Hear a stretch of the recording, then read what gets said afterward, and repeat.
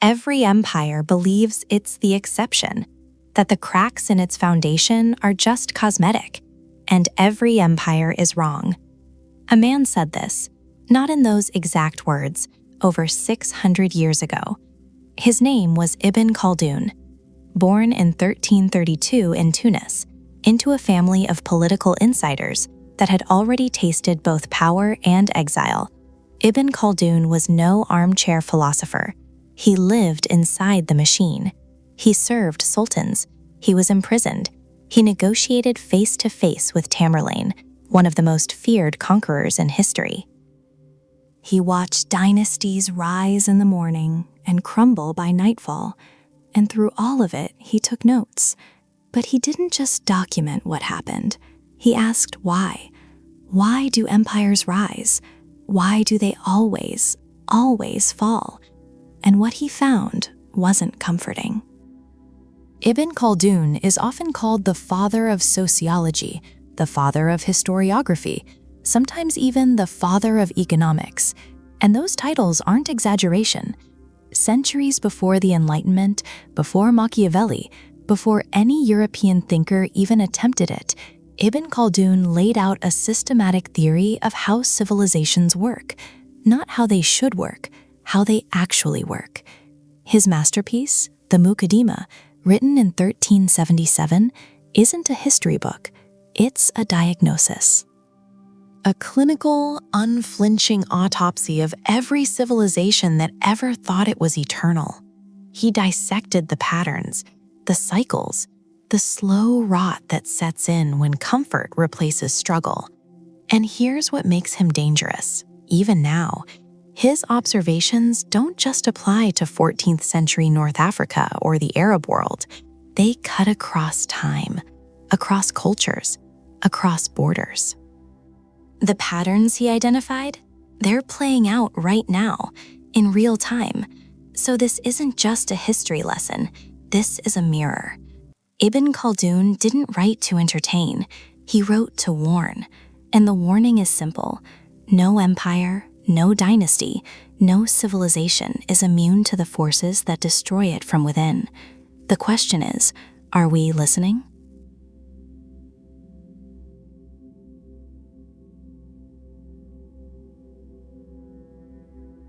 Ibn Khaldun starts where most historians wouldn't dare, not in the throne room, not in the halls of power. He starts in the desert, and that's deliberate, because for him, the desert isn't just a place, it's a forge. It's where greatness is hammered into people, not by choice, but by necessity. He argues that the harshest environments produce the strongest societies, not because suffering is noble, but because suffering leaves no room for pretense. In the desert, you can't fake it. You either work together or you die. You share food or everyone starves. You protect each other or no one survives the night. There's no government out there enforcing cooperation, no courts, no bureaucracy, just raw, unfiltered human need binding people together.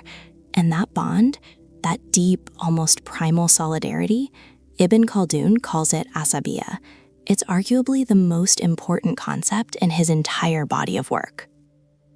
There's no clean English translation for it. Group feeling, social cohesion, tribal solidarity, none of those fully capture what he means.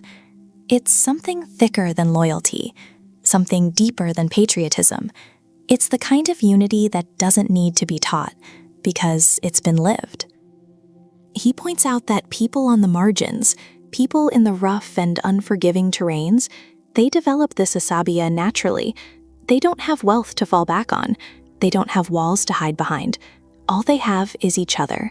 And that, he argues, is the most powerful force in human history. Now contrast that with the palace. The palace is everything that desert is not: comfort, abundance, security. And on the surface, it looks like progress. It looks like the goal. But Ibn Khaldun sees something else entirely. He sees decay dressed in silk. He warns that the moment a group moves from the margins to the center, from hardship to comfort, something begins to erode, slowly, quietly, almost invisibly. The very thing that brought them to power starts to dissolve. That fierce solidarity, it softens. That collective discipline, it fractures. People stop needing each other the way they once did. And when need disappears, so does the bond. The palace, in his framework, isn't the reward for greatness. It's the beginning of the end. And here's what makes his analysis so cutting. He doesn't blame any single person for this. He doesn't point to a bad king or a corrupt advisor. He says the rot is structural, built into the very nature of success.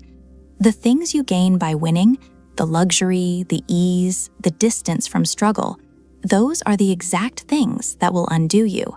He observes that desert people are brave, not because they're inherently superior, but because they have no choice. There's no army protecting them, no police force. Every man, every woman is responsible for their own survival. That breeds a kind of toughness that palace life simply cannot replicate. And the people in the palace? They outsource their safety. They hire guards, they build walls, they delegate their defense to others. And slowly, without even realizing it, they forget what it feels like to fight for something. They forget what it costs to get where they are. Ibn Khaldun doesn't romanticize the desert. He's not saying poverty is a blessing. He's saying something far more uncomfortable, that comfort is a slow poison, one that no empire in history has been immune to. The desert builds, the palace consumes, and the distance between the two, that's where every empire's story unfolds.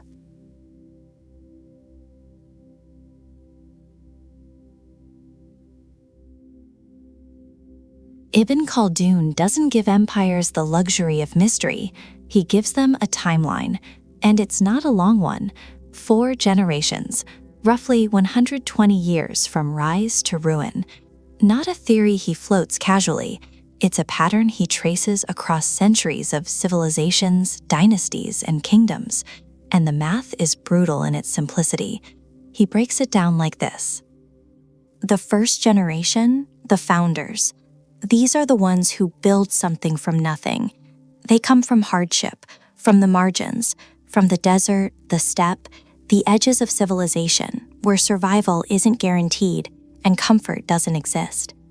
They're bound together by something Ibn Khaldun calls Asabiyyah, a deep tribal solidarity forged not through ideology, but through shared suffering. They fight, they sacrifice, they bleed for each other. And because of that unity, that raw collective will, they conquer, they build. The second generation grows up in the shadow of that struggle. They didn't build the empire, but they watched it being built. They heard the stories. They remember the discipline, the hunger, the cost. So they try to maintain it. They hold the line, but something's already shifted. The edge is dulling. They preserve, but they don't create. And then comes the third generation. This is where Ibn Khaldun sees the fracture deepen. The third generation inherits everything and earns nothing. Born into comfort, into palaces, into wealth they didn't fight for. The stories of the founders, they've heard them, but they don't feel them. Asabiyyah starts to dissolve. Loyalty shifts from the group to the self. Luxury replaces purpose. The empire might still look strong from the outside, but inside, it's hollowing out. The fourth generation finishes the job. Ibn Khaldun is unsparing here. This generation believes greatness is a birthright. They don't just forget the sacrifice of the founders. They can't even conceive of it. Entitled, soft, disconnected. They lean on the symbols of power, the titles, the ceremonies, the wealth, without any of the substance that gave those symbols meaning. They spend what they didn't earn. They command loyalty they haven't built. And when the next hungry, unified group rises from the margins, and one always does, the empire doesn't fall in battle. it collapses from within. 120 years, 4 generations. That's the window Ibn Khaldun gives every dynasty, every ruling class. Not because of some cosmic curse, but because of something deeply, painfully human. Success plants the seeds of its own destruction. The comfort that power brings is what erodes the very qualities that earned that power in the first place. And here's what makes his analysis cut so deep. He doesn't frame this as a possibility. He frames it as an inevitability. Not if an empire decays, when. The founders suffer and build. Their children remember and maintain. Their grandchildren forget and indulge. Their great-grandchildren lose everything. Ibn Khaldun watched this happen, again and again, across the Islamic world, across North Africa, across every civilization he studied. He didn't look away from the pattern.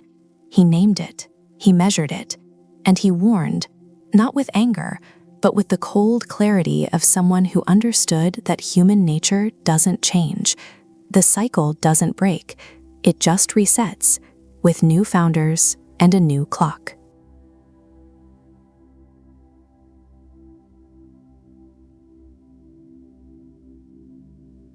Every empire that ever rose, every single one, didn't start with wealth, didn't start with armies, didn't start with grand palaces or elaborate bureaucracies. It started with a feeling. Ibn Khaldun calls it Asabiyyah, and there's no clean English translation for it. Social cohesion comes close. Group solidarity, maybe. But even those terms feel too sterile for what he's really describing. What he's pointing to is something deeper, something almost primal. It's the fierce, unshakable bond that ties a group of people together, so tightly that they'd bleed for each other without hesitation, die for each other without being asked. That's Asabiyyah, and Ibn Khaldun argues it is the single most important force in human political life. Not strategy, not resources, not military genius. Asabiyyah. Without it, nothing holds. With it, even the smallest, most overlooked group of people can topple an empire. He doesn't romanticize it, though. He's very specific about where this bond comes from. It's not born in comfort. It's not cultivated in lecture halls or written into constitutions. Asabiyyah is forged in hardship, in shared suffering, in the brutal, unforgiving conditions of life on the margins. Desert tribes, mountain clans, people who have nothing but each other. And that's the point. When a group of people live rough, when survival depends on trust, when betrayal means death, something happens. A bond forms that no contract can replicate, no institution can manufacture. Ibn Khaldun observes that these groups develop a willingness to sacrifice for the collective that settled, comfortable populations simply do not possess. It's not ideology, it's not patriotism in the way we think of it. It's rawer than that, more visceral. He points out that this is why empires are almost never built by the civilized. They're built by the hungry, the overlooked, the people on the edges who have nothing to lose and everything to fight for. Their Asabiyyah is their weapon, and it cuts through the soft defenses of established powers like a blade through silk. But here's what makes Ibn Khaldun's analysis so sharp. He doesn't just describe Asabiyyah as a political tool. He treats it as a living thing, something organic, something that breathes and grows, but also something that can weaken, decay, die. And it always does. See, Asabiyyah isn't permanent.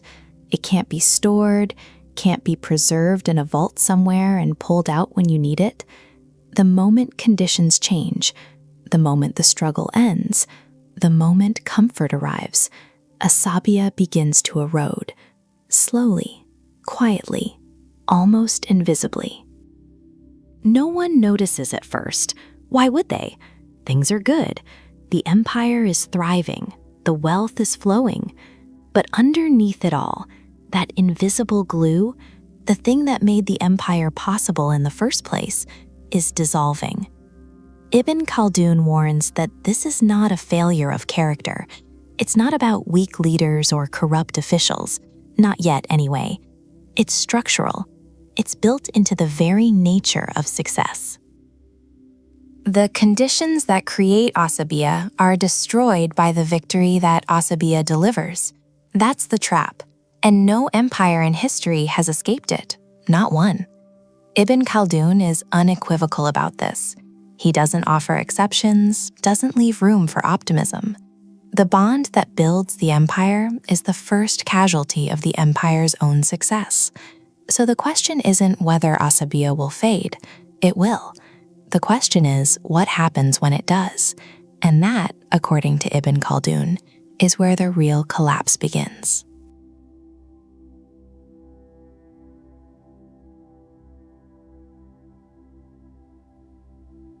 Ibn Khaldun doesn't just say empires fall. He maps exactly how they fall, step by step, generation by generation. And the pattern, he argues, is so consistent, so unavoidable, that it almost reads like a law of nature. In his view, every empire moves through 5 distinct stages, not randomly, not chaotically, but in a sequence that repeats itself across centuries, across cultures, across continents. And the most unsettling part? Each stage flows into the next so naturally that the people living through it rarely see it happening. The first stage, he calls it the stage of conquest. A hungry, driven group rises up. They're bound together by something Ibn Khaldun calls Asabiyyah, a deep, fierce sense of solidarity, group feeling, tribal loyalty, whatever you want to call it, it's the glue. These people aren't soft. They've been forged by hardship, by struggle, by the raw need to survive. And because of that bond, they fight as one. They sacrifice for each other. They overthrow whoever's sitting on the throne, because the people on that throne have already lost what this group still has. The second stage, consolidation. The new ruler takes control. But here's where things start to shift. Who helped him win it? He builds institutions, strengthens the state, establishes order. It looks like progress, and in many ways it is. But Ibn Khaldun sees something else underneath. The first cracks in that original bond. The brotherhood that won the empire starts to erode the moment one man decides he no longer needs equals. He needs subjects. The third stage, prosperity. This is the peak. Wealth flows in. Culture flourishes. Grand buildings go up. Art, science, trade, everything expands. The empire looks invincible from the outside, but Ibn Khaldun warns that this is also where the rot begins, because comfort does something to people. It changes what they want. The generation that built this wealth did it through discipline and sacrifice. The generation that inherits it, they just enjoy it. They've never known hunger. Never known defeat.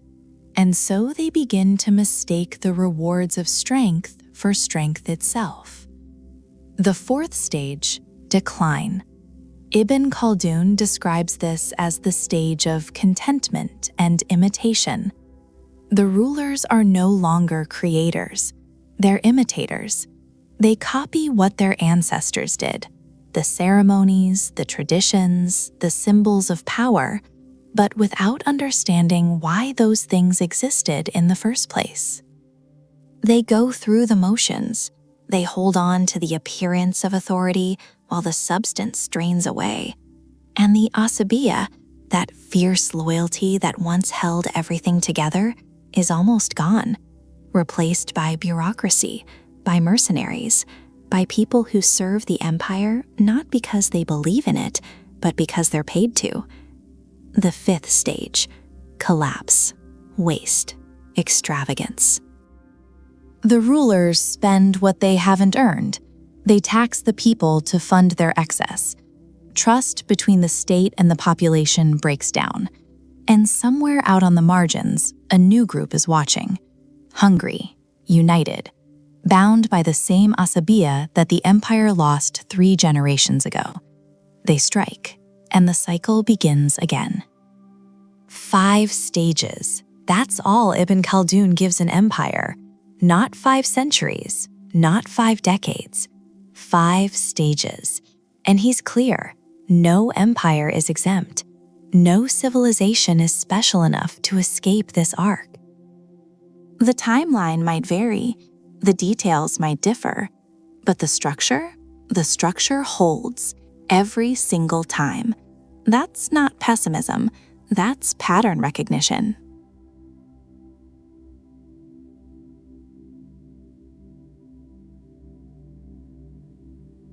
It's never the enemy at the gates, not really. Ibn Khaldun makes this painfully clear. Empires don't get conquered, they rot from the inside, slowly, quietly, and by the time anyone notices, there's nothing left worth saving. And the weapon? Luxury. Not war, not famine, not some rival force gathering strength on the horizon. Luxury. The very thing every empire chases once it's won, the reward it believes it's earned. Ibn Khaldun argues that this is the most dangerous moment in any civilization's life, not the struggle to rise, but the moment it arrives, because arrival breeds comfort. And comfort, he warns, is where discipline goes to die. Here's how he breaks it down. The founders of any great dynasty, they're hard people, forged by scarcity, by conflict, by the raw, unglamorous work of survival. They don't have the luxury of being soft. And that hardness, that toughness, is exactly what gives them the edge. Ibn Khaldun calls it Asabiyyah, group solidarity. A bond so tight it turns ordinary people into an unstoppable force. They fight together, they sacrifice together, they build something from nothing because they have nothing to lose. But then they win, and winning changes everything. Ibn Khaldun points out that the first generation, the builders, they remember the desert. They remember hunger. They remember what it cost. So even when wealth comes, they hold it loosely. They don't trust it. They stay sharp. The second generation, they heard the stories. They respect the struggle, but they didn't live it. There's a difference between knowing the fire and having been burned by it. Ibn Khaldun argues that this generation begins to drift. Not dramatically, not obviously, but the edge starts to dull. And then the third generation, this is where it falls apart. They inherit everything and earn nothing. The palaces, the titles, the wealth, it's all just there. Like it always was, like it always will be. They can't even conceive of a world without it. Ibn Khaldun describes them as people who've completely abandoned the toughness of their ancestors. They don't just enjoy luxury, they depend on it. They need it. It becomes the air they breathe. And that need, it's fatal, because luxury doesn't just soften individuals. It corrupts systems. Ibn Khaldun warns that as a ruling class grows more comfortable, the state itself becomes bloated. Spending rises, tastes become more extravagant, and to fund all of it, the palaces, the feasts, the armies of servants, taxes go up. The productive class gets squeezed. The people who actually build things, grow things, trade things, they start to break under the weight of a dynasty that takes more and more while offering less and less. So the bond between the rulers and the ruled, it snaps. The Asabiyyah, that fierce solidarity that once held everything together, it dissolves. And what replaces it is something hollow. Ceremony without substance, authority without loyalty, a throne that looks powerful but sits on a cracked foundation. Ibn Khaldun doesn't moralize about this. He doesn't say luxury is sinful or wrong. He says it's inevitable. That's what makes his analysis so unsettling. He's not preaching restraint. He's describing a cycle. A pattern that repeats across centuries, across cultures, across every empire that ever believed it was the exception. None of them were. And that's the thing about luxury. It doesn't announce itself as a threat. It shows up dressed as a reward, as progress, as the good life. But Ibn Khaldun saw through it. He saw what it really was, a slow, elegant death.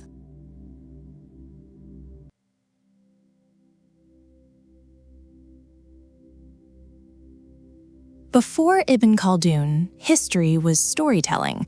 Kings did this, armies went there, battles were won, battles were lost.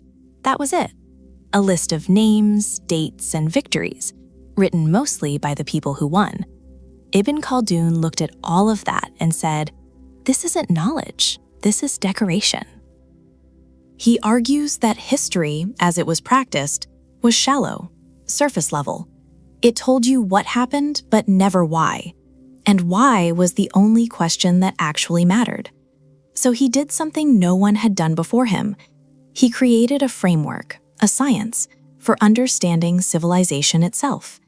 He called it al-Umran, the science of human social organization, the science of civilization.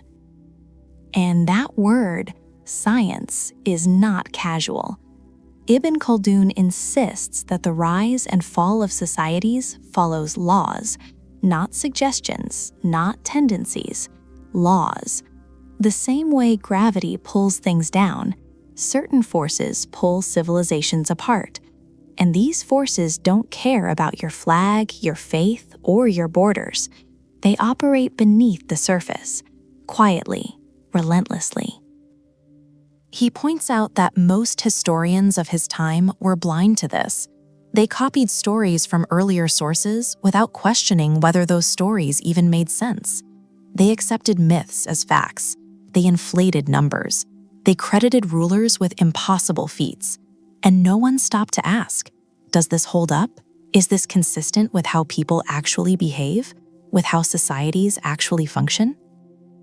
Ibn Khaldun rejects all of that.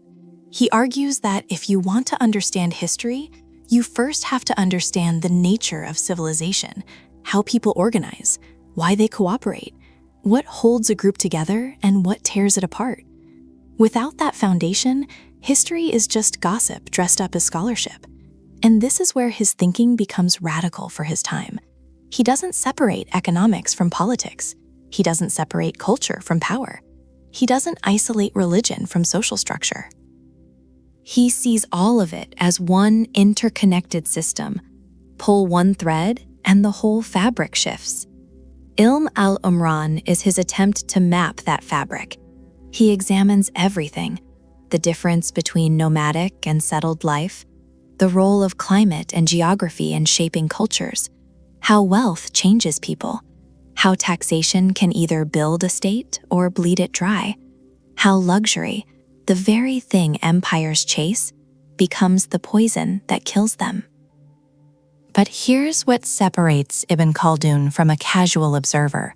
He doesn't just describe, he diagnoses. He identifies recurring patterns across different civilizations, different centuries, different parts of the world, and he finds the same cycle repeating, over and over, like a disease that no one bothers to treat because no one believes they're sick.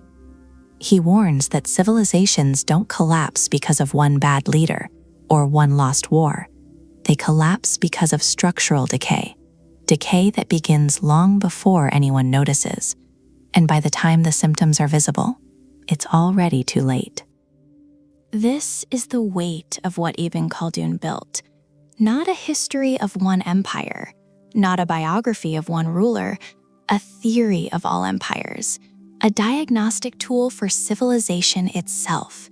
And he built it in the 14th century, with no institution behind him, no research team, no university funding, just observation, experience, and an unforgiving honesty about human nature. al-Umran wasn't just ahead of its time, it was ahead of several times. Scholars in Europe wouldn't attempt anything comparable for another 3 or 4 centuries. And even then, many of them arrived at conclusions Ibn Khaldun had already written down, in clearer language, with sharper insight. He didn't just study civilization, he cracked it open and showed us the engine inside.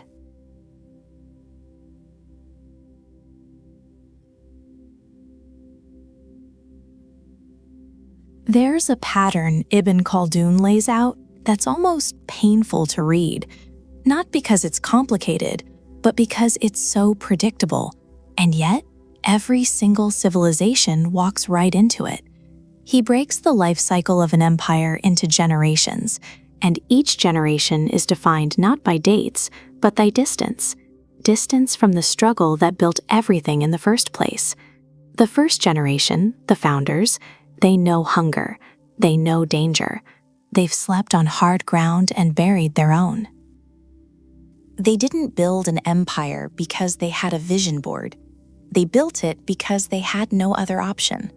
Survival demanded unity. Unity demanded sacrifice. And sacrifice demanded strength. These are the people who fight with everything they have, because everything they have isn't much. Ibn Khaldun argues that this generation carries the purest form of Asabiyyah. Their bond is unbreakable because it was forged under pressure. They don't need to be reminded of what's at stake. They feel it in their bones. But then comes the second generation. They inherit the empire. They didn't build it. They heard the stories, sure.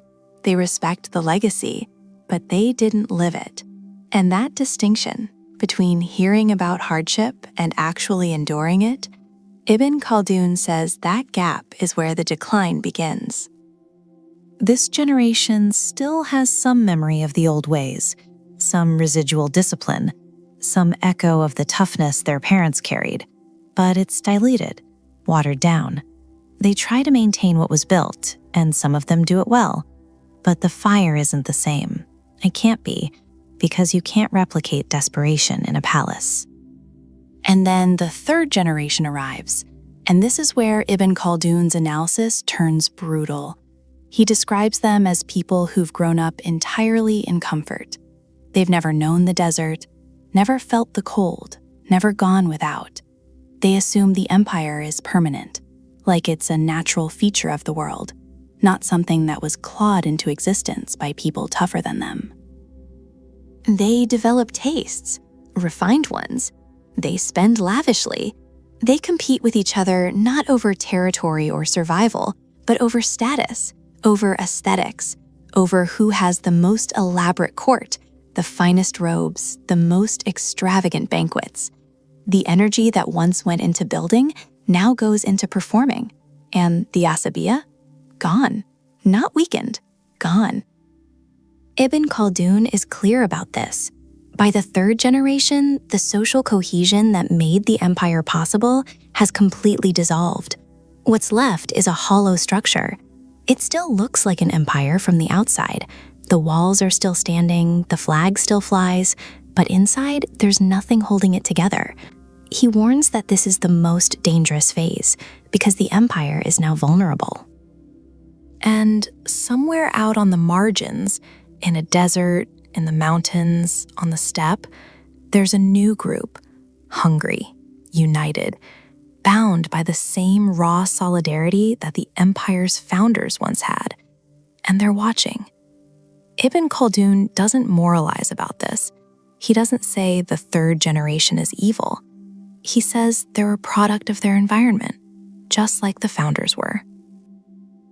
Comfort shaped them the same way hardship shaped their ancestors. The difference is, hardship builds empires. Comfort buries them, and the cycle repeats. That's what makes his framework so relentless. It's not a story of good versus bad. It's a story of conditions. Of what abundance does to the human spirit over time. Slowly, generously, fatally. No empire has ever outrun it. He's not sure any empire can.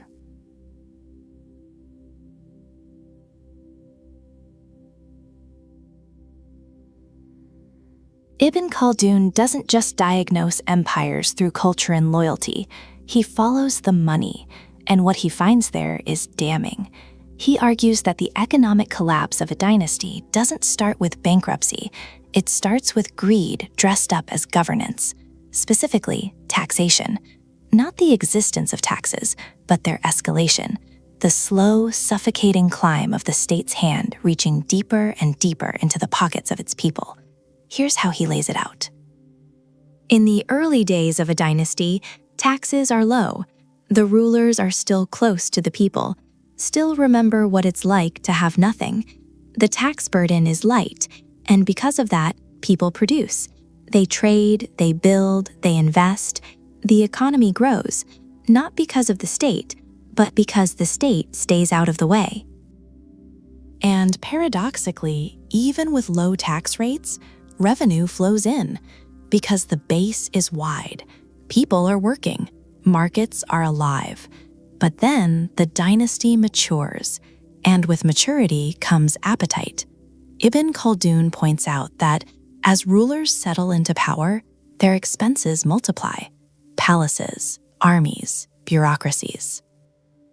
Luxuries, court life. The cost of maintaining an empire balloons, and the easiest way to cover that cost is to raise taxes. So they do.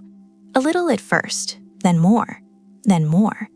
And here's where his economic logic turns razor sharp. He argues that higher taxes don't bring more revenue, they bring less.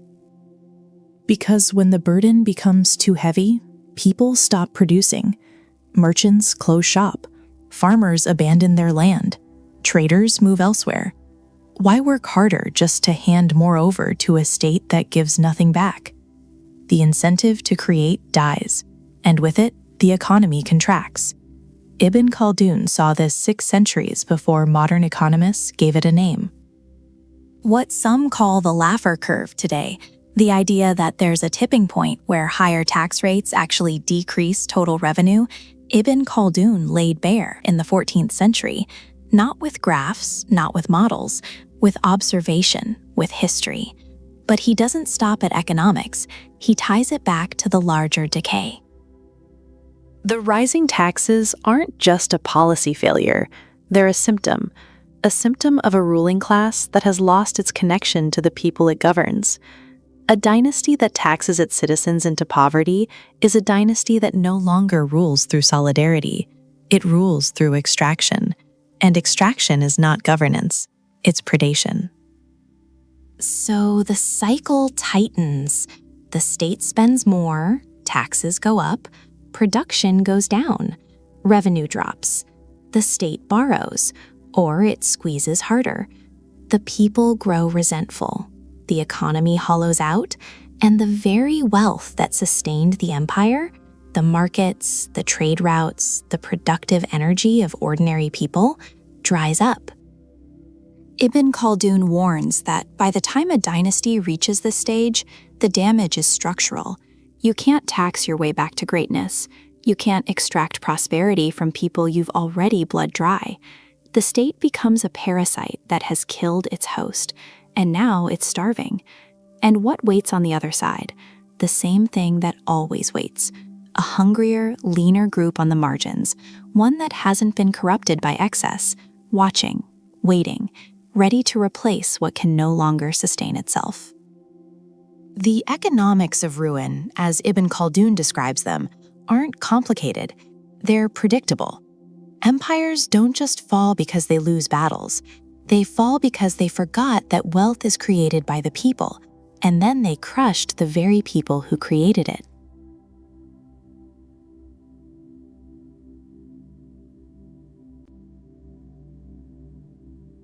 An empire doesn't collapse in silence. It sends out signals, faint at first, then louder. And somewhere out there, on the fringes, in the deserts, beyond the borders, someone is listening.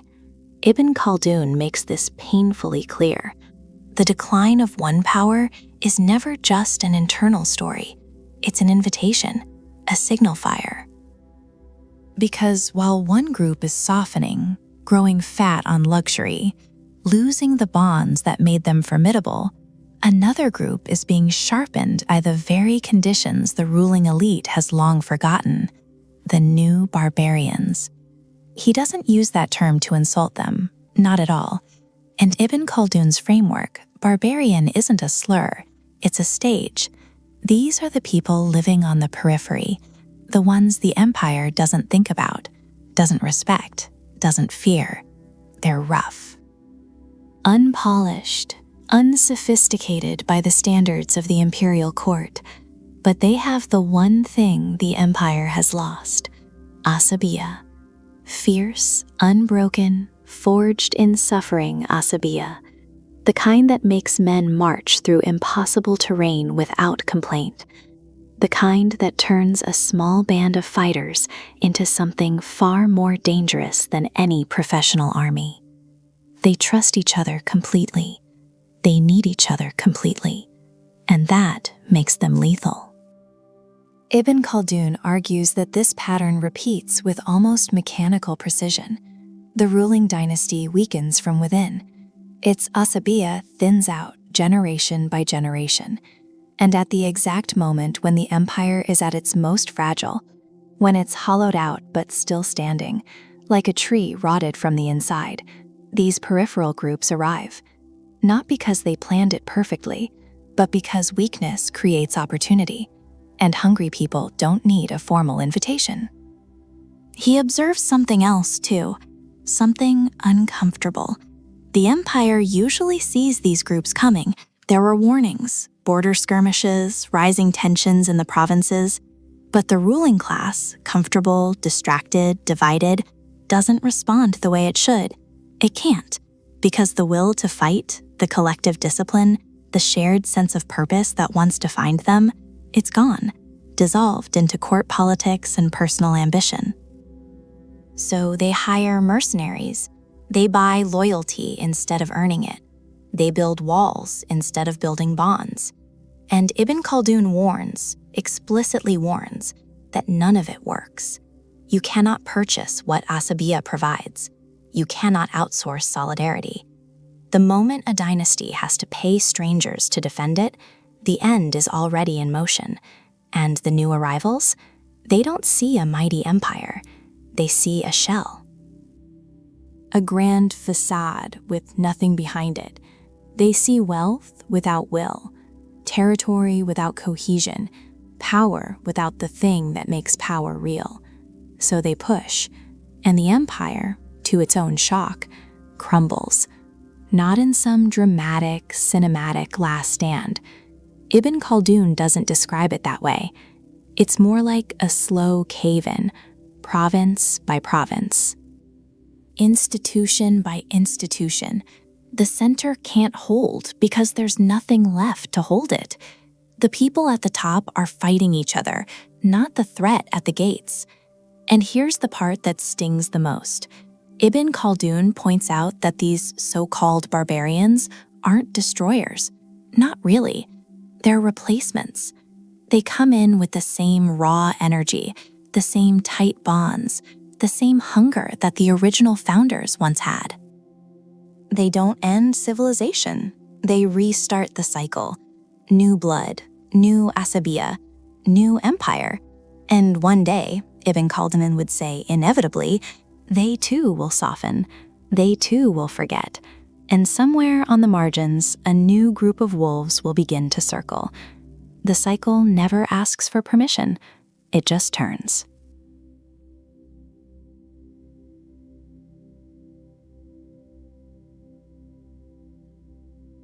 Asabiyyah alone can build a kingdom. Ibn Khaldun is clear about that. Tribal loyalty, group solidarity, it's enough to overthrow a ruler, enough to seize a throne. But if you want to build something bigger, something that lasts longer and stretches further than any single tribe could reach, you need something more. You need religion. Ibn Khaldun argues that religion is the single most powerful amplifier of Asabiyyah, not a replacement for it, an amplifier. It takes that raw tribal bond, that willingness to fight and die for your people, and it expands it. Suddenly, the group isn't just your clan. It's not just your bloodline or your valley or your tribe.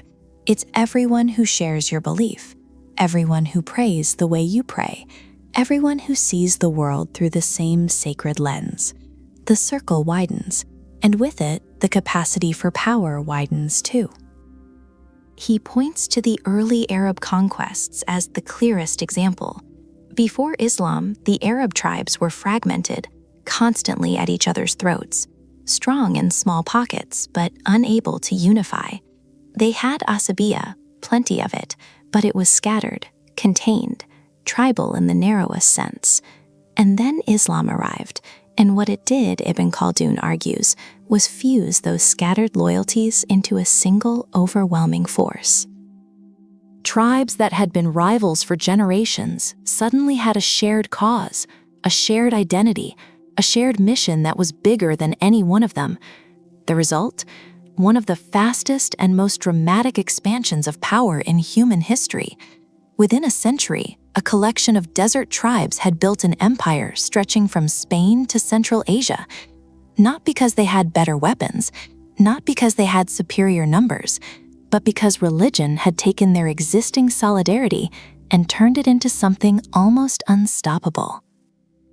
And Ibn Khaldun is precise about why this works. Religion, he says, does something that pure tribal loyalty can't. It suppresses internal rivalry. It disciplines the ego. When people believe they're fighting for something divine, they stop competing with each other for status and start competing with each other in sacrifice. Jealousy fades, petty disputes lose their weight, the group becomes focused, unified in a way that no political alliance or military pact can replicate, because those things are built on interest. Religion is built on conviction. And this is where Ibn Khaldun's honesty cuts deep. Religion doesn't stop the cycle. It accelerates the rise, yes. It makes the empire bigger, stronger, faster, but it doesn't make it permanent. The same 5 stages still apply. The prosperity still comes, the comfort still softens, the Asabiyyah still fades.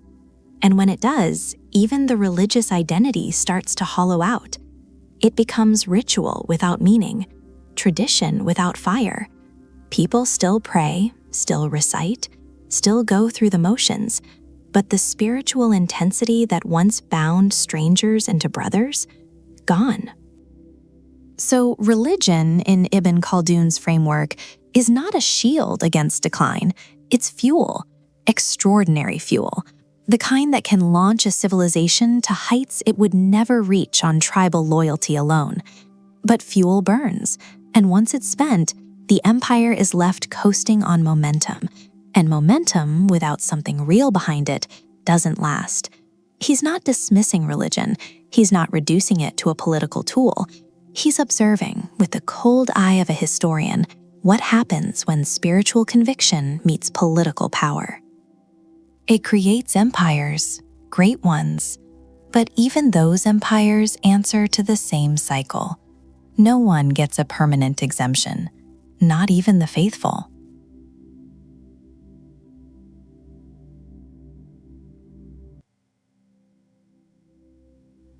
There's a pattern Ibn Khaldun identifies that most people miss because it doesn't look like decline. It looks like progress. It looks like organization, structure, sophistication. But underneath all that polish, something vital is dying: innovation. And the thing that kills it? The very system built to protect the empire: bureaucracy. Ibn Khaldun argues that in the early stages of a dynasty, decisions are fast. They have to be. There's no room for committees when you're fighting for survival. The founders act on instinct, on necessity, on the raw intelligence that got them this far. Problems arise, they solve them. Threats appear, they respond. There's no manual, no protocol, just clarity and will. But as the empire stabilizes, something shifts. The state grows, and with growth comes layers: ministers, advisors, departments, hierarchies, rules for the rules. Ibn Khaldun observes that this isn't accidental. It's what empires do when they try to preserve what they've built. They institutionalize, they codify. They create systems meant to make everything run smoother, last longer, hold tighter. And for a while it works, but only for a while. Because here's what Ibn Khaldun sees that others don't. Bureaucracy doesn't just manage power, it replaces the people who actually earned it. The warriors, the visionaries, the risk-takers who built the dynasty, they get sidelined, slowly, replaced by administrators, by men who are skilled at maintaining, not creating, men who understand process but have never built anything from the ground up. And the problem with that? Maintenance isn't leadership. Ibn Khaldun warns that once a state becomes defined by its bureaucracy, it loses the capacity to adapt. The system becomes rigid, inflexible. Every decision has to pass through channels. Every action needs approval. The kind of bold, decisive thinking that created the empire in the first place, it gets buried under paperwork and procedure. So when a real crisis hits, and it always does, the empire can't respond. Not fast enough, not decisively enough. The bureaucracy that was supposed to protect it becomes the very thing that paralyzes it. And there's another layer to this. Ibn Khaldun points out that bureaucracy breeds a particular kind of person, someone whose loyalty isn't to the mission, but to the position, to the title, to the salary. These aren't people who would die for the cause. They wouldn't even risk their comfort for it. They serve the structure, not the purpose the structure was built for. And when the structure is all that's left, when purpose has been hollowed out, you don't have a government anymore. You have a machine running on its own momentum, going nowhere. He also observes something darker. As bureaucracy expands, so does corruption. Because when systems become complex enough, they become exploitable. People learn to game them, to skim from them, to hide behind them. The state doesn't even realize how much it's losing, because the very people responsible for oversight are the ones benefiting from the dysfunction. Ibn Khaldun doesn't frame this as a failure of character alone. He frames it as structural decay. The empire hasn't just gotten lazy, it's gotten heavy. Too heavy to move, too tangled in its own systems to see clearly. And the innovative spirit that once defined it, that restless, hungry drive to solve and build and push forward, it gets smothered, not by an enemy, by the empire's own architecture. That's the cruel irony Ibn Khaldun lays bare. The systems built to sustain greatness are the same systems that suffocate it. Order becomes the enemy of life.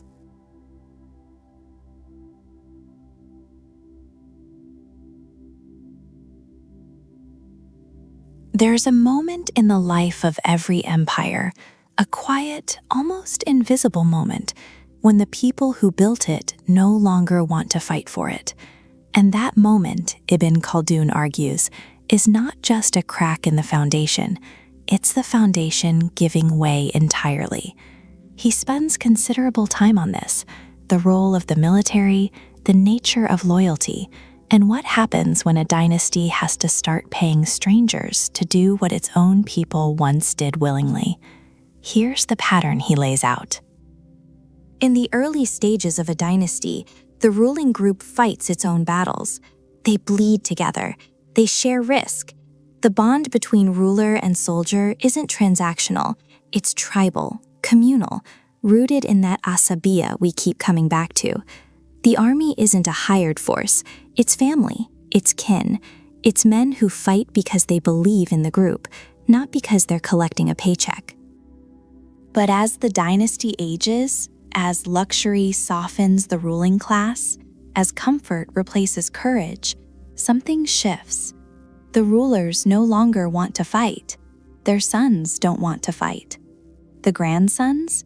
They've never even seen a battlefield. So what do? They hire outsiders, mercenaries, Mamluks, slave soldiers. Foreign fighters with no roots in the land, no loyalty to the dynasty, no connection to the people they're supposedly defending. Ibn Khaldun doesn't mince words here. He sees this as one of the clearest signs that an empire is already dying. Not about to die, already dying. And his reasoning is sharp. A mercenary fights for gold. That's it. When the gold runs out, or when someone offers more, the mercenary disappears, or worse, turns. There's no Asabiyyah binding them to the cause, no shared blood, no shared memory, no reason to stand firm when the walls are breached and the arrows are falling. They're employees, and employees quit.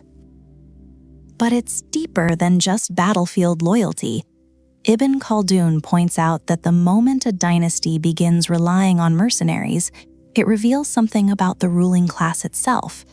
It means they've lost the will to sacrifice. They've grown so accustomed to comfort that they'd rather pay someone else to risk death than risk it themselves. And a ruling class that won't bleed for its own power doesn't deserve that power. History, he suggests, will correct this. Always. He also warns about the political danger. Mercenary commanders become power brokers. They accumulate influence. They realize, often quickly, that the hand holding the sword is stronger than the hand holding the crown, and coups follow.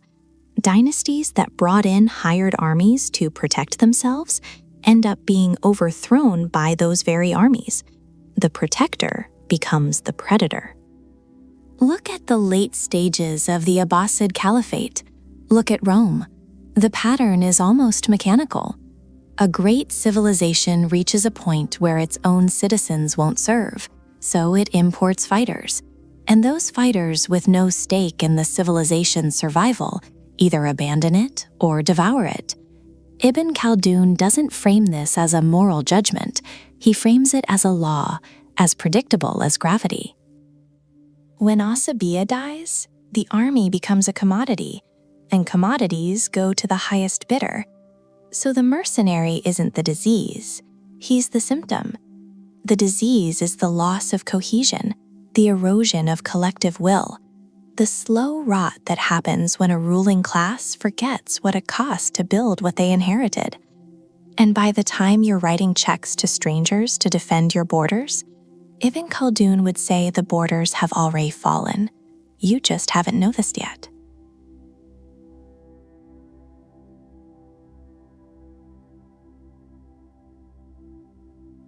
There's a concept in modern economics called the Laffer curve.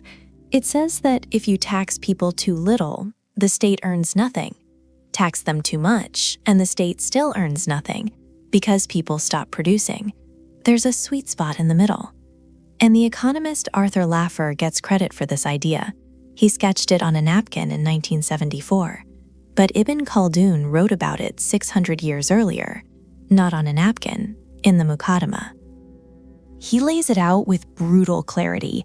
At the beginning of a dynasty, he argues, tax rates are low. The state is young, it doesn't need much. The rulers are still close to the people. They haven't yet developed the appetite for extravagance. And because taxes are low, people produce more. They trade, they build, they invest. The economy grows. And even with low rates, the state collects plenty. But then something shifts. The dynasty matures. The court expands. The palaces get bigger. The entourage grows. The military costs more. The lifestyle of the ruling class inflates. And someone has to pay for it. So taxes go up. A little at first. Then a lot. Ibn Khaldun warns that this is where the rot begins. Not on the battlefield, not at the border, in the tax ledger. He argues that when taxes become oppressive, people lose the incentive to work. Why build a business if the state is going to take most of the profit? Why farm more land if the surplus goes straight to a governor's pocket?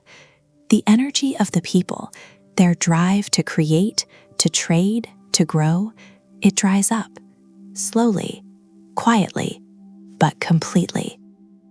And here's the part that stings.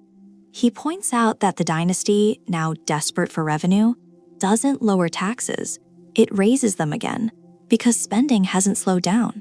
The palaces still need marble, the army still needs paying. The bureaucracy has doubled in size, so the state squeezes harder and the economy contracts further. A spiral, downward, irreversible. Ibn Khaldun describes this as a kind of slow suffocation. The productive class, the merchants, the farmers, the craftsmen, they either leave, go underground, or simply stop trying. And once that class is broken, the state has no foundation left. It's collecting more from less until there's nothing left to collect. He makes another point that cuts deep. He argues that late-stage dynasties don't just tax more, they tax unfairly. The burden shifts. The connected, the elites, the inner circle, they find ways around it. Tax exemptions, favoritism, corruption, and the weight falls on the people who can least afford it, the very people the state depends on to function. This is not abstract theory. Ibn Khaldun watched this happen multiple times across multiple dynasties. He saw the pattern with his own eyes, and he named it. What makes this so unsettling is how modern it sounds. Strip away the 14th century context, and you could be reading about any number of contemporary economies. States bloated with spending, tax systems that punish productivity, elites who extract wealth without contributing to it, a shrinking middle that holds less and less while carrying more and more. Ibn Khaldun didn't call it the Laffer curve. He didn't need a napkin or a name. He just observed what happens when a state forgets that its wealth doesn't come from the treasury, it comes from the people. And when the people are crushed, the treasury follows. That's not ideology, that's a pattern. And Ibn Khaldun saw it repeating long before anyone else bothered to look.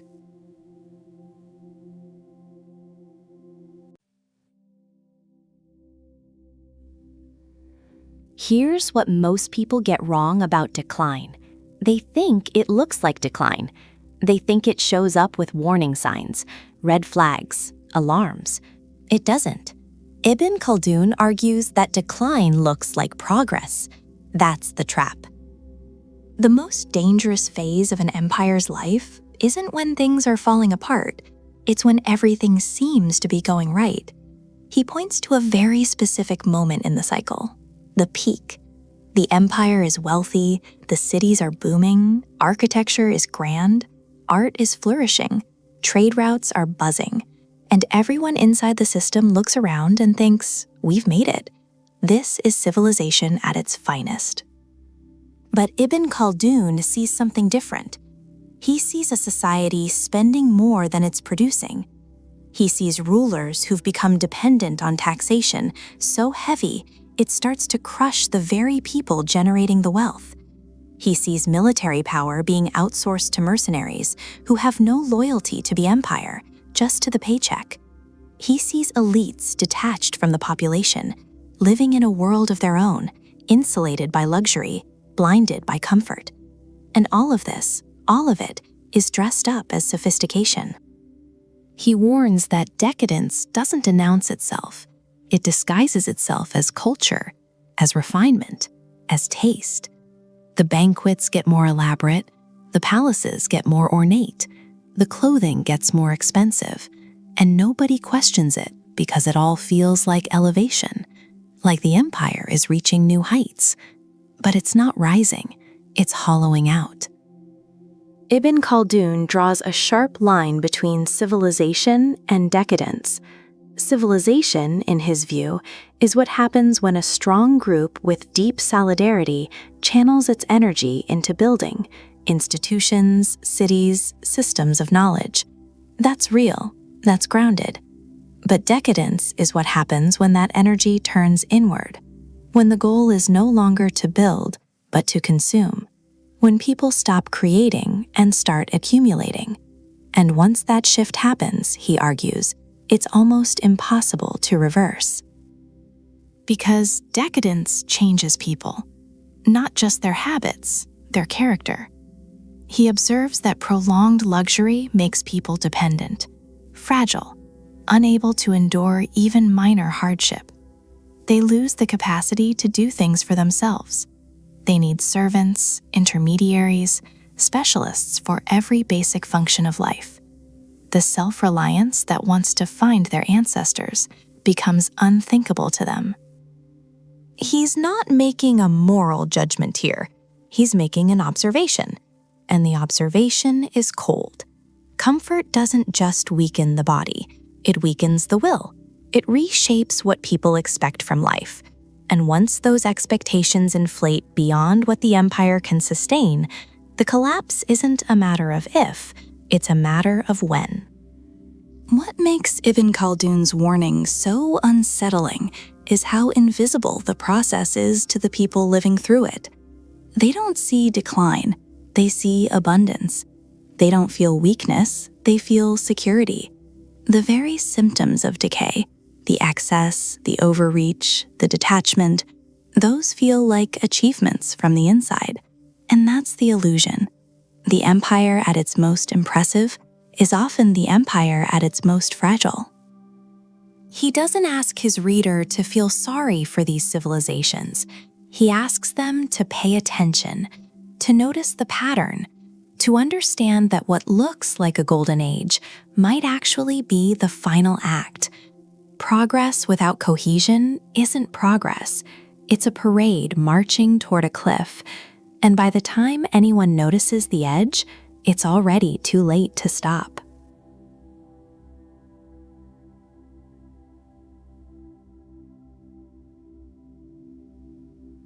There's a moment in the life of every empire, and Ibn Khaldun identifies it with surgical precision, where the rot becomes terminal.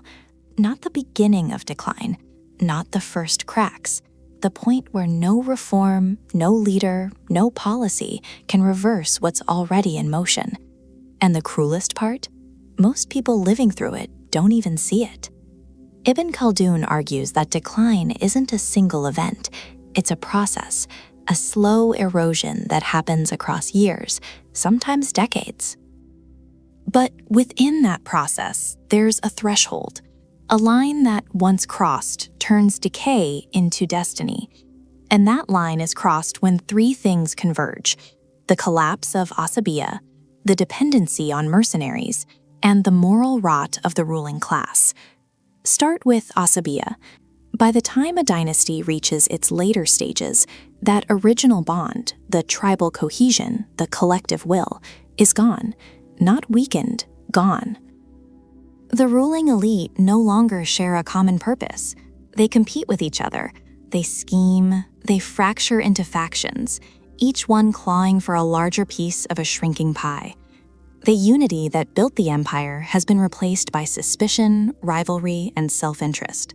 And without that internal glue, the structure can't hold. So what does a fractured elite do when it can no longer trust its own people to fight? It hires outsiders. Mercenaries, soldiers with no loyalty to the land, no connection to the people, no stake in the future of the dynasty. Ibn Khaldun sees this as one of the clearest signs that an empire has passed the point of no return. When the state can no longer defend itself with its own blood, when it has to purchase loyalty, it has already admitted, whether it knows it or not, that the thing worth fighting for no longer exists. And then there's the moral collapse. Ibn Khaldun doesn't moralize for the sake of it. He's not a preacher. But he observes, with devastating clarity, that the ruling class in its final stage becomes consumed by indulgence. Not just luxury, decadence, a complete disconnection from consequence. They eat while the people starve. They build monuments while the infrastructure crumbles. They perform authority without exercising it. The court becomes theater. Governance becomes spectacle. He warns that at this stage, even a strong leader can't save the dynasty, and that's a hard truth. Because people want to believe that the right person at the top can turn things around. Ibn Khaldun says no. The decay is too deep. The institutions are too hollowed out. The people are too disillusioned. A great leader in a dying dynasty is like a surgeon operating on a body that's already stopped breathing. The skill is real, but the patient is gone. This is what makes Ibn Khaldun's analysis so unsettling. He removes the comfort of hope at a certain point, not out of cruelty, out of honesty. He's saying some collapses cannot be stopped, some damage cannot be undone. And the inability to recognize that moment, to see the threshold for what it is itself part of the disease. The empire keeps performing, keeps collecting taxes, keeps holding court, keeps waving its banners, but it's already dead. It just hasn't fallen yet. And somewhere beyond the walls, beyond the borders, a new group is forming, hungry, united, bound by the very solidarity the empire lost. They don't need to invade, they just need to wait. Because Ibn Khaldun makes one thing painfully clear: empires don't collapse when they're conquered, they collapse when they deserve to be.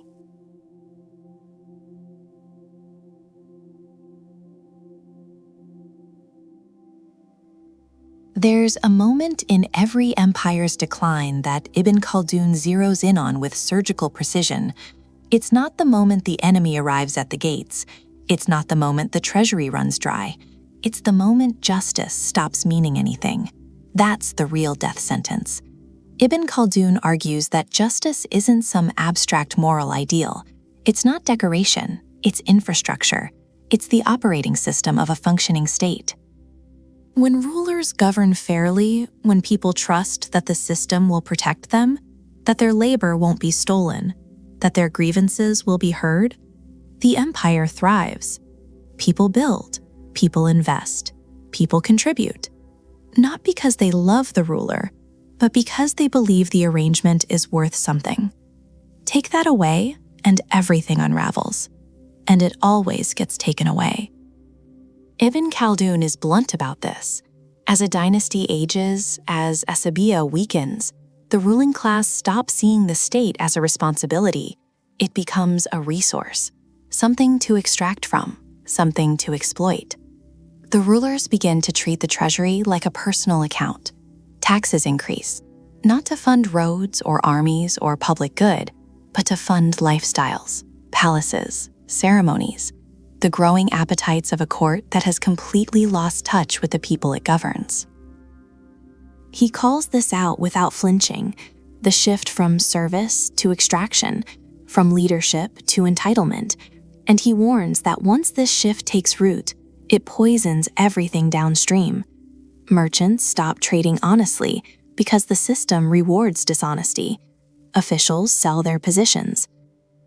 And the people at the bottom? They notice. They always notice. Ibn Khaldun points out something critical here. When ordinary people lose faith in justice, they don't revolt, not immediately. First, they withdraw. They stop participating. They hide their wealth. They stop investing in the future because the future feels stolen already. Economic activity contracts. Innovation slows. The empire becomes poorer, not because its land is less fertile or its trade routes have dried up, but because its people have given up. And that's a kind of collapse no army can fix. He draws a direct line between corruption and economic decline. It's not separate issues, it's cause and effect. Oppressive taxation crushes productivity. Confiscation of property destroys trust. And once trust is gone, trust in the courts, trust in the currency, trust in the word of those in power, the economy doesn't just slow down, it hollows out. But the rulers don't see it, or they don't want to see it. They're too insulated, too surrounded by people who tell them what they want to hear. Ibn Khaldun describes a court that becomes an echo chamber, advisors competing for favor, not offering truth. The ruler hears only praise, and outside the palace walls, the state is bleeding. This is where Ibn Khaldun's analysis cuts deepest. He doesn't blame corruption on bad individuals alone. He treats it as a systemic inevitability. A dynasty that has lost its Asabiyyah will produce corrupt leaders, not because every person in power is evil, but because without that binding sense of collective purpose, self-interest fills the vacuum, every time. Justice, in his framework, is the first thing Asabiyyah protects, and the first thing to die when Asabiyyah fades. So by the time the walls are breached, by the time the new power arrives, the empire hasn't just been conquered, it's already consumed itself.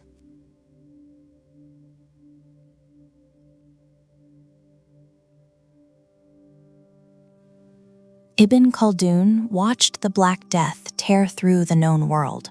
He didn't just read about it, he lived through it, lost his parents to it. And when he sat down to write about civilization, about how empires rise and collapse, he gave plague a role that most historians before him had ignored. He didn't treat pandemics as interruptions, he treated them as resets. In his view, a pandemic doesn't just kill people, it dismantles systems. It hollows out the labor force that sustains agriculture. It empties the workshops that produce goods. It strips the state of the tax base it depends on to fund armies, to build infrastructure, to maintain order. And once that foundation cracks, everything built on top of it starts to buckle. Trade routes go quiet. Cities shrink. Knowledge, entire traditions of craft and scholarship disappears because the people who carried it are dead. Ibn Khaldun describes the devastation of the Black Death in terms that feel almost apocalyptic. He writes that civilization in both the East and the West was visited by a destructive plague that devastated nations and caused populations to vanish. It swallowed up many of the good things of civilization and wiped them out. And then he says something striking. He suggests that the entire world may have changed in ways that future generations won't even recognize, as if history itself had been broken in half. But here's where his framework gets interesting, because Ibn Khaldun doesn't see pandemics as random catastrophes. He sees them as deeply connected to the very cycle he's already described. Overcrowded cities, overstretched empires, populations packed into dense urban centers, where disease spreads fast and hits hard. These aren't accidents, they're consequences of the prosperity stage, that peak moment when civilization is at its richest, its most populated, its most confident, and also its most vulnerable. So the pandemic arrives not in spite of the empire's success. And what comes after? Ibn Khaldun argues that a pandemic can compress the cycle. It can take what might have been a slow, generational decline and accelerate it into sudden collapse. Institutions that were already weakening get shattered. Rulers who were already losing legitimacy find themselves unable to respond. The state can't protect its people, can't feed them, can't maintain the basic functions of governance. And in that vacuum, the same thing always happens. New groups rise, groups from the margins, groups that still have their solidarity intact because they weren't living in the crowded, comfortable center. They were out on the edges, hardened, cohesive, waiting. The pandemic doesn't create the collapse. Ibn Khaldun is clear about that. The rot was already there. The Asabiyyah was already fading. The luxury was already softening the ruling class. The plague just rips away the illusion that things were still holding together. It exposes what was already true. And then the cycle restarts. New blood, new bonds. New hunger, built on top of the ruins that the old empire and the plague left behind. Ibn Khaldun saw this not as tragedy alone, but as transformation. Brutal, devastating transformation. The kind that erases entire generations of progress, but also the kind that clears the ground for something new to grow. The world doesn't end with a pandemic. It just changes hands.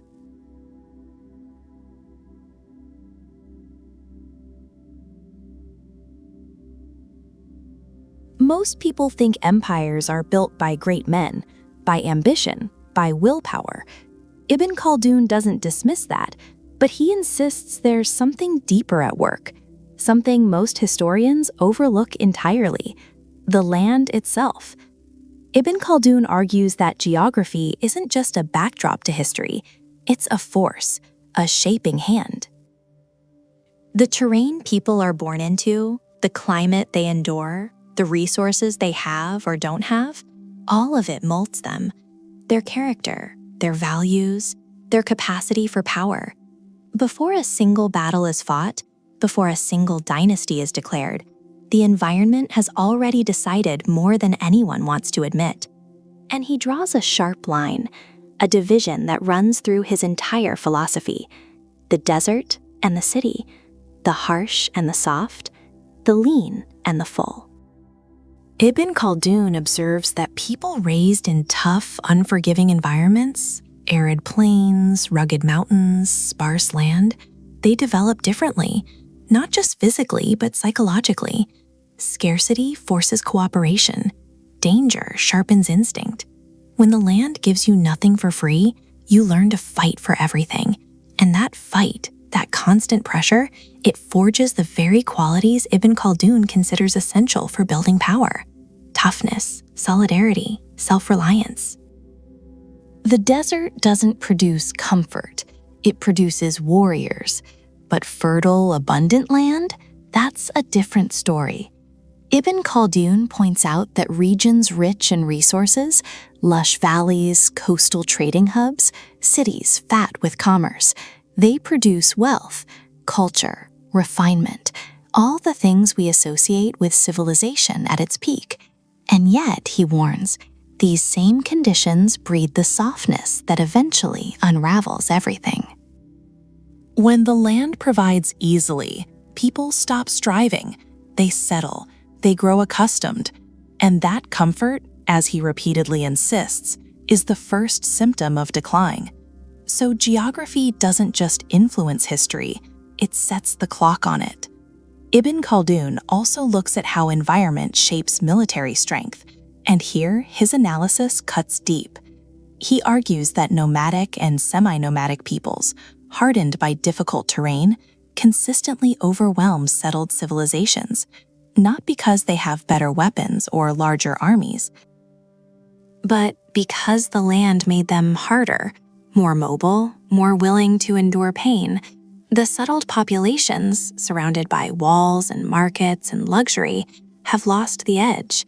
They've traded survival instincts for comfort. And when the people from the margins come, hungry, unified, relentless, the center cannot hold. It's not just a theory. Ibn Khaldun watched it happen again and again, across North Africa, across the Middle East, across every empire he studied.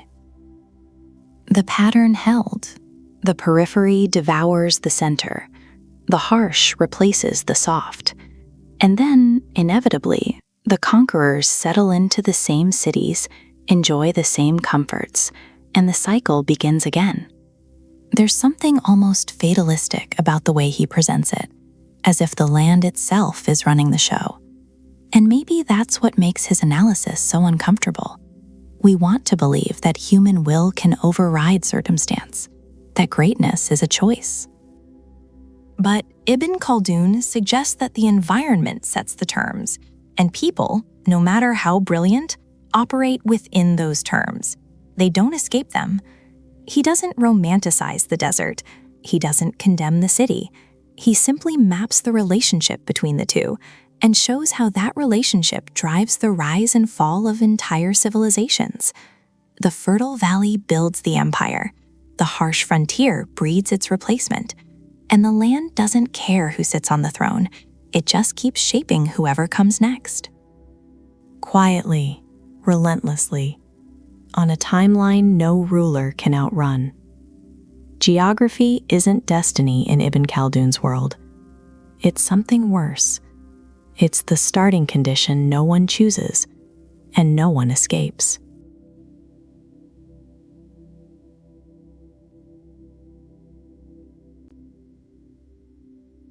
Ibn Khaldun wrote about tribes, about clans, about desert nomads bound together by blood and shared hardship. He never used the word nationalism. It didn't exist in his vocabulary. But the thing he described, that fierce, almost irrational loyalty to a group, didn't disappear when empires gave way to nation-states. It just changed its clothes. And that's what makes his work so unsettling to read in a modern context. Because Asabiyyah, that social cohesion, that collective will, maps onto nationalism with uncomfortable precision. Think about it. What is nationalism if not a scaled-up version of tribal solidarity? A shared identity, a shared story, a belief that we are distinct from them, that our land, our language, our history makes us a unit worth defending, worth dying for. Ibn Khaldun would have recognized it immediately. Different scale, same engine. And just like tribal Asabiyyah, nationalism carries the same dual nature. It builds and it destroys. In its early, raw form, when a nation is fighting for independence, for survival, for recognition, nationalism is powerful. It binds people across class lines, across regional differences. It creates sacrifice. It creates purpose. Ibn Khaldun describes this exact energy in the first generation of a dynasty. The hunger, the unity forged not in comfort, but in struggle. Modern liberation movements mirror this almost perfectly. The Asabiyyah is real. The cohesion is earned through shared suffering. But here is where his warning cuts deep. He argues that this energy doesn't last. It can't, because the very success it produces begins to erode it.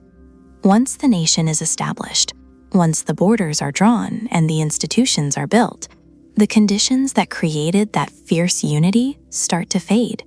Comfort replaces struggle. Division replaces solidarity. The second and third generation inherit the nation, but not the fire that forged it. Sound familiar? Look at any established nation today. The founding generation, whether they fought a revolution, survived a partition, or endured colonial rule, carried an asabiyyah that their grandchildren can barely comprehend. And in that gap between lived experience and inherited privilege, the cohesion frays. Identity politics fractures the whole. Regionalism creeps in. Class resentment festers. The we that once meant something starts to feel hollow. Ibn Khaldun wouldn't be surprised by any of this. He'd say the cycle is doing exactly what it always does.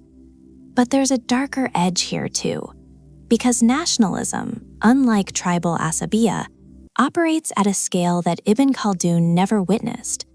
When tribal solidarity turns aggressive, it's a raid. When national solidarity turns aggressive, it's a war.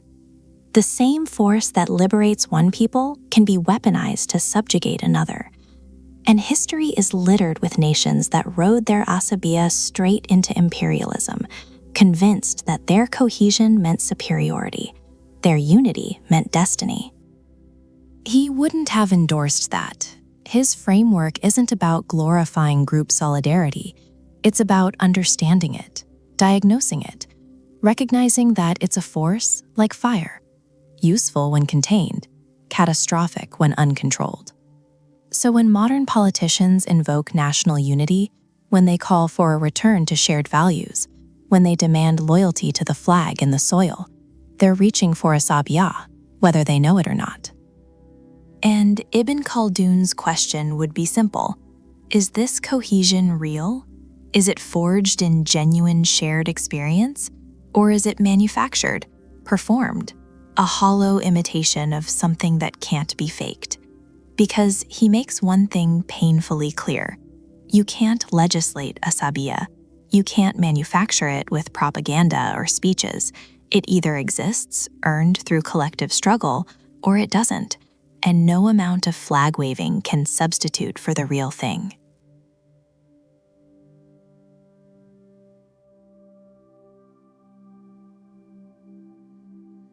Most historians before Ibn Khaldun were storytellers. They recorded who won, who lost, who sat on the throne. Names, dates, battles, that was history.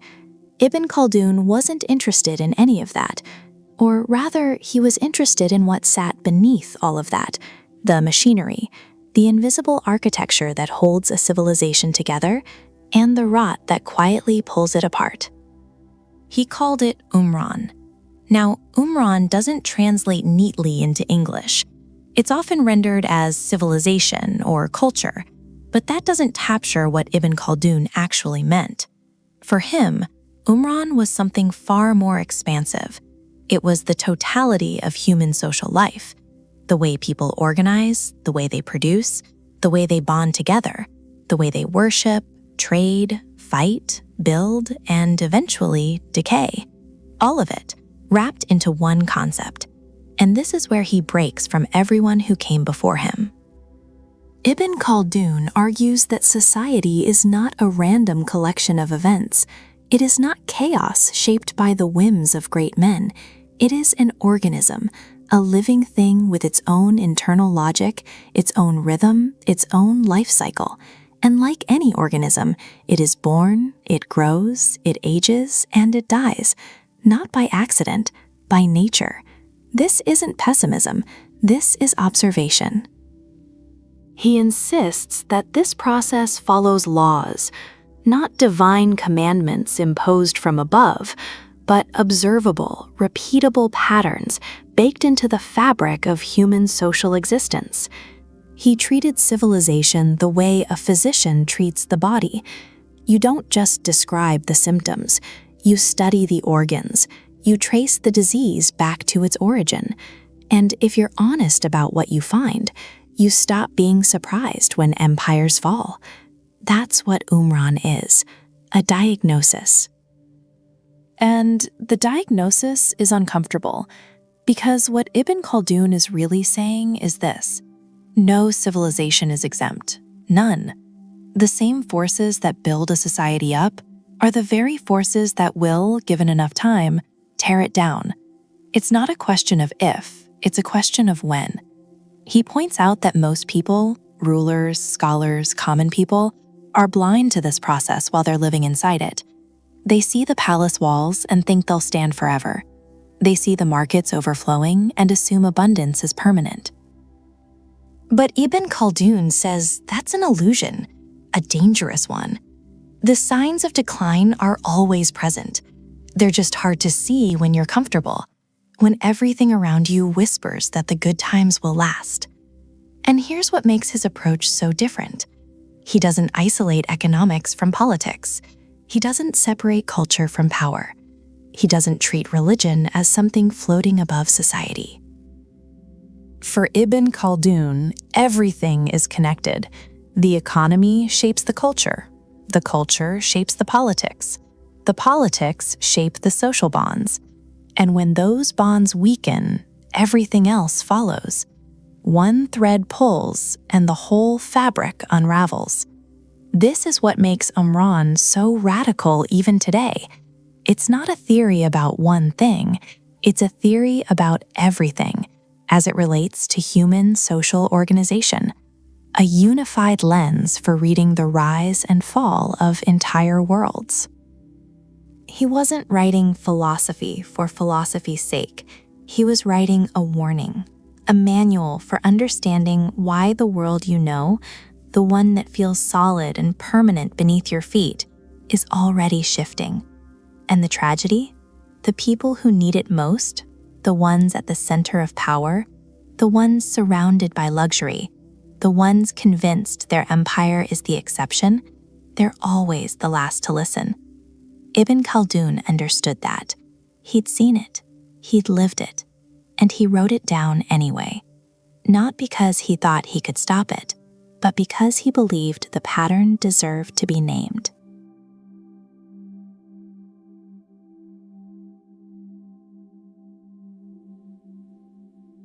Rome thought its legions were eternal. Persia thought its wealth was proof of divine favor. The Ottomans thought sheer size made them untouchable. And every single one of them fell, not from the outside, from within. A man saw this coming, not for one empire, for all of them. His name was Ibn Khaldun. a 14th century North African scholar who looked at the wreckage of civilizations, not with grief, not with nostalgia, but with the cold, surgical eye of someone trying to understand why. Why do empires rise? And why, without exception, do they collapse? What he came up with wasn't a theory about one kingdom or one war. It was a framework, a pattern so consistent, so ruthlessly predictable, that it applied to every major civilization he studied. And the unsettling part? It still applies today. Ibn Khaldun argues that every empire moves through a cycle, a very specific one. It begins with a hungry, unified group, bound together by something he calls Asabiyyah, group feeling, social cohesion, that raw, almost tribal solidarity that makes a people willing to sacrifice for each other, to fight, to build. That's the engine. That's what creates empires. But here's where it turns. He warns that the very success this unity creates is what eventually destroys it. Because once an empire is established, once the wealth starts flowing, once the palaces go up and the luxuries pile in, that solidarity begins to rot. Slowly, quietly, generation by generation. The founders, they remembered the desert, the struggle, the hunger. Their grandchildren? They only know marble floors and silk. Ibn Khaldun points out that comfort breeds complacency, and complacency breeds weakness.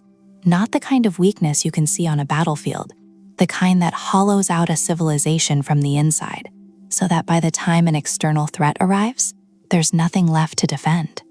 He saw this in Rome, a republic forged in discipline and civic duty, slowly eaten alive by corruption, excess, and political decay. He saw it in Persia, dynasties that began with iron conviction and ended in decadence. He saw it in the Arab empires that rose after Islam's expansion, fierce and cohesive at first, then fractured by wealth and internal rivalry. And the Ottomans, though they came after his time, followed his blueprint almost to the letter. A small, fiercely unified group of warriors who built one of the largest empires the world had ever seen. And then, generations of sultans raised in palace walls, disconnected from the people, drowning in ceremony and luxury. The Asabiyyah that built the empire? Gone. Replaced by bureaucracy, suspicion, and slow decay. Ibn Khaldun doesn't frame this as tragedy. He frames it as inevitability. He argues that this cycle, rise, peak, decline, collapse, isn't a flaw in certain civilizations. It's the nature of civilization itself. No empire is immune. No ruling class stays hungry forever. And no amount of military power can substitute for the loss of that original bond. That's what makes his work so uncomfortable. It's not a story about good empires and bad ones. It's a diagnosis, a pattern baked into the very structure of power. And he laid it out 7 centuries ago with a clarity that most modern analysts still can't match. So when we look at the great empires of history and ask, what went wrong? Ibn Khaldun's answer is blunt. Nothing went wrong. Everything went exactly as it always does.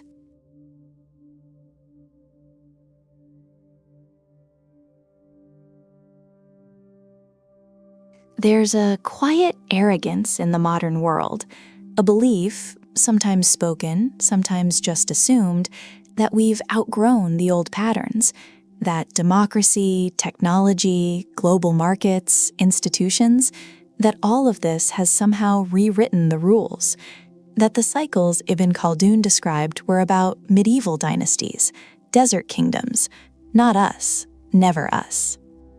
But if Ibn Khaldun were alive today, he wouldn't be impressed. He'd be taking notes.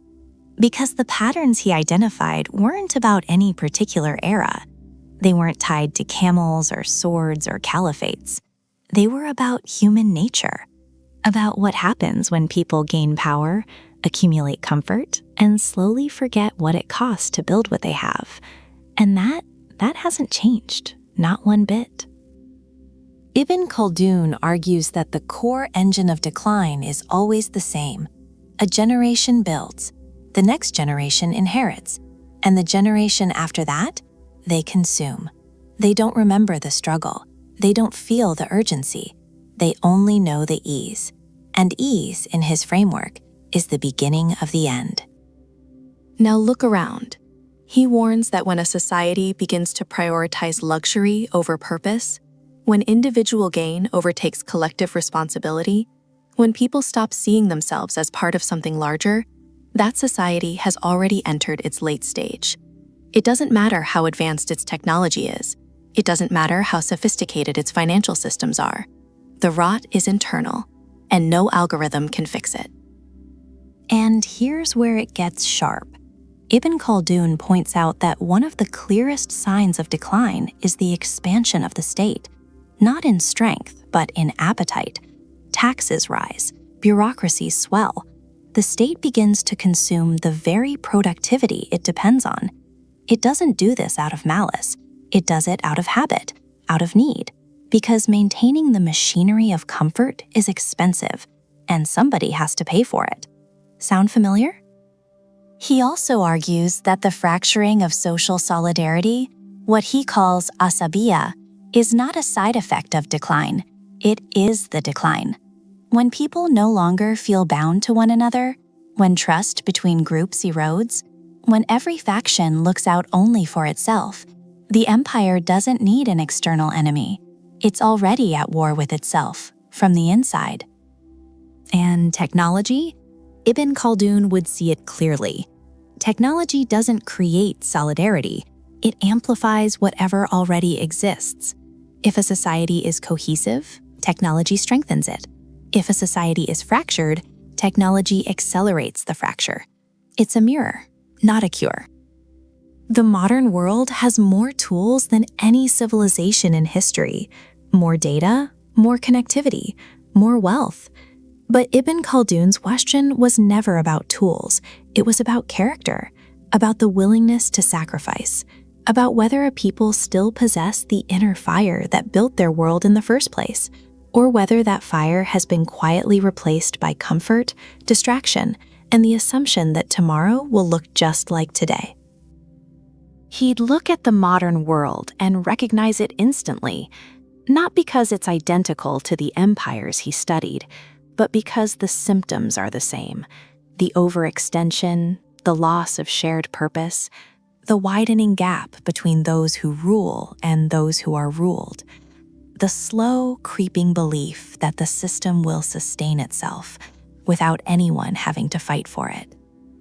That belief, Ibn Khaldun warns, is the most dangerous stage of all, because by the time a civilization realizes it's falling, it's already fallen.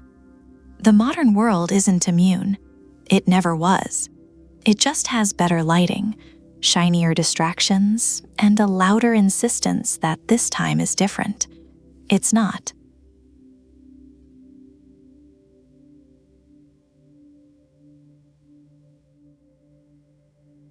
It's the question everyone asks after hearing Ibn Khaldun's theory. If we know the pattern, if we can see it clearly, can't we just avoid it? Can't we learn from Rome, from Persia, from every empire that burned through its own foundation? Ibn Khaldun's answer is not comforting.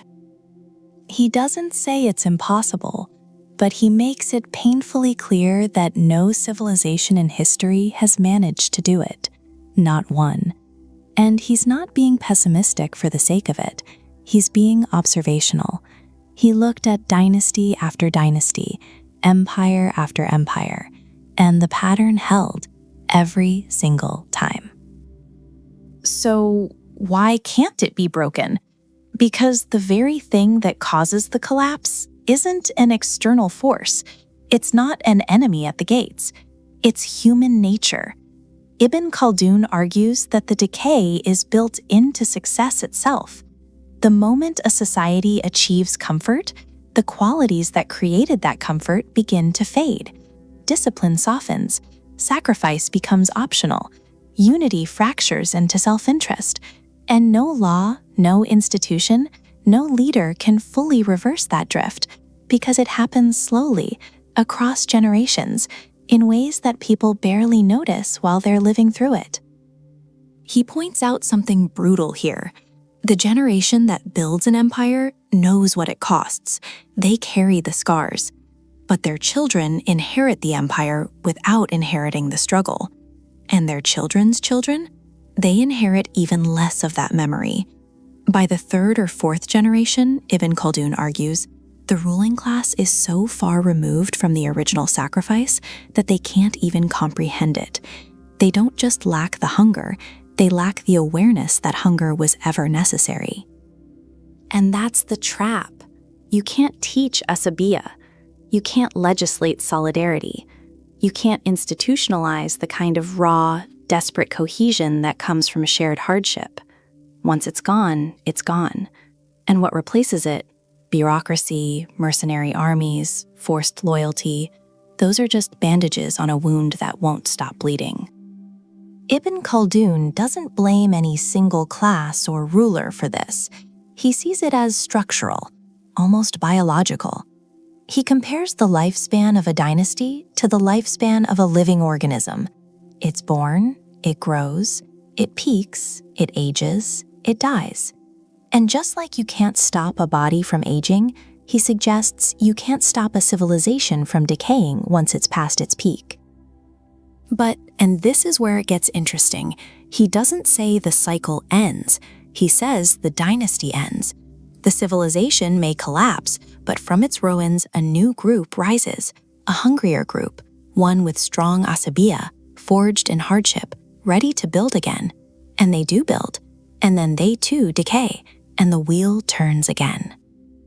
So the answer to can we break this cycle, at least according to Ibn Khaldun, is closer to no than yes. Not because people are stupid, not because leaders are evil, but because prosperity itself is a kind of poison that works so slowly, no one recognizes it until it's too late. He warns that the most dangerous moment for any civilization isn't when it's under attack, it's when everything seems fine, when the wealth is flowing, the cities are grand, and no one can imagine it ever ending. That's when the rot is deepest. That's when the collapse is closest.